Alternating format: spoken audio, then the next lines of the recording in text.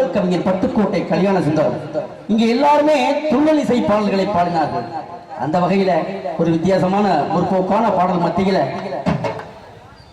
நாங்க பிறந்தது கிழக்க வெகு தூரம் நல்ல பட்டுக்கோட்டை கல்யாண சுந்தரத்தின் பாட்டு பாடி வர சின்ன புள்ள கேட்க அந்த குளத்தங்கரையும் களத்து மேட்டையும் பாட்டுல பாடி வச்சான். நல்ல தமிழ் பாட்டுல பாடி வச்சான்.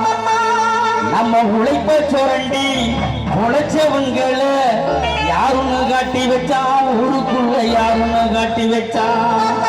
நாங்க